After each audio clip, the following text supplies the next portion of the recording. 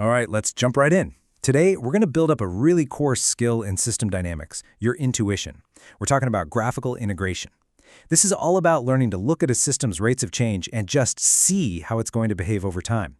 It's the kind of thing that lets you spot check a model's logic before you even hit the run button.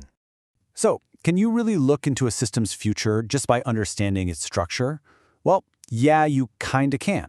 This isn't magic, it's a fundamental principle. We all do this instinctively. The real trick is, how do we take that gut feeling and sharpen it into a tool we can use to analyze the really complex systems we deal with every day? I mean, think about something as simple as filling a bathtub.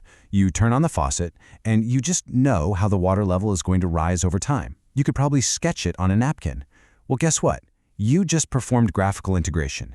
You figured out the behavior of the stock, the water level, just by thinking about its flow. So let's break down how that actually works.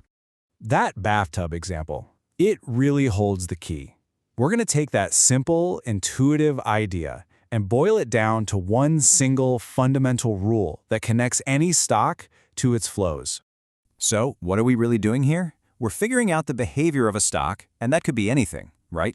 A population, money in a bank account, whatever, by looking at how its flows are behaving. The entire technique, all of it, is built on one beautifully simple rule. And this is it. This is the whole game right here. The slope of the stock is the value of the flow. Now, if you want to get technical, yeah, the stock is the integral of the net flow. But for what we're doing, building that quick, powerful intuition, all you need to remember is this visual relationship. The value of the flow tells you the steepness of the stock. That's it. For today, we're going to keep it simple and start with what we call exogenous rates. As you know, these are flows that are coming from outside the system's main feedback structure. The faucet affects the water level, sure, but the water level doesn't affect the faucet. We're basically hitting pause on feedback loops for a minute, just so we can get this core relationship down cold. Okay, let's begin with the most basic case you can imagine, a flow that is constant and never changes. So what are we looking at here? Just a simple flow over time.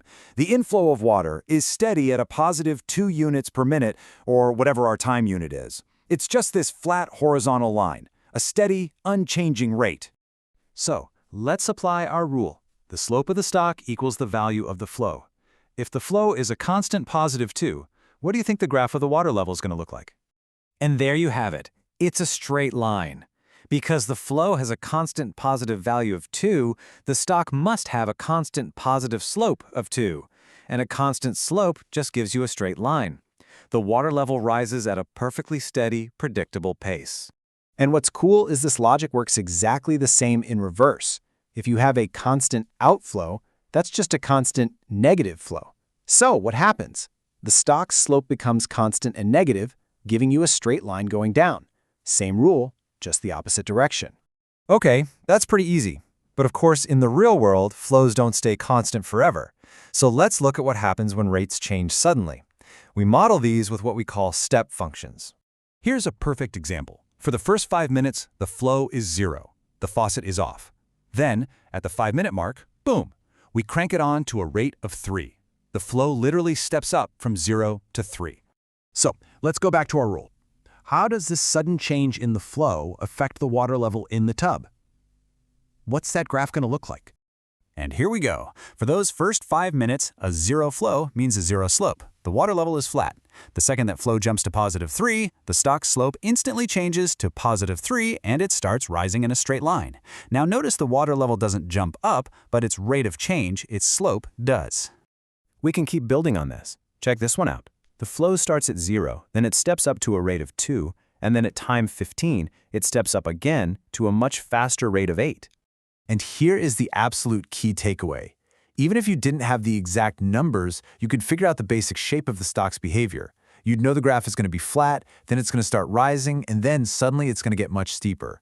Being able to sketch that general pattern is the real power here. All right, time to put that intuition to work. I'm going to show you 2 different flow patterns. Your job is to pause this and sketch out what you think the stock is going to do. Okay, here's challenge number 1. The flow is 0, then it jumps up to positive 4. But then, at time 15, it steps down to a lower rate of positive 2. It's still positive, just not as high. Go ahead, hit pause right now. Try to sketch that stock graph. And really think about it. What is that drop in the flow at time 15 due to the slope of the line? Okay, let's check it. From time 0 to 5, the slope is 0. It's flat. From 5 to 15, the flow is +4, so we get a steep, straight line up. Then, at time 15, the flow drops to 2. And here's the crucial part. Because the flow is still positive, the stock is still rising. It just rises more slowly. The slope becomes less steep, but it absolutely does not go down. All right, you ready for the final boss? This one's got everything. We start with a strong positive flow, then it drops to 0, then it goes negative, and then it comes back to positive again. Don't get overwhelmed. Just apply our rule to each section, one at a time. This is it, the final test. Pause one more time and see if you can sketch out the path of the water level through all 4 of these phases. And here is the solution. From 0 to 5, we have a really steep rise with a slope of +8. From 5 to 10, the flow is 0, so we get a plateau. The water level stays constant. From 10 to 15, the negative flow of -4 makes the stock fall at a steady rate.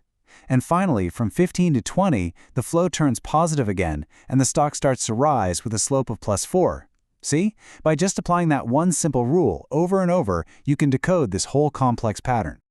So there you have it. You've now got a much better intuitive feel for how stocks respond to these outside exogenous flows.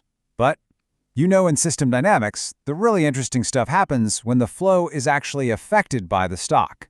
What happens when how fast the tub drains depends on how much water is in it. Well, that's when we get feedback loops, and that's exactly what we'll dive into next time.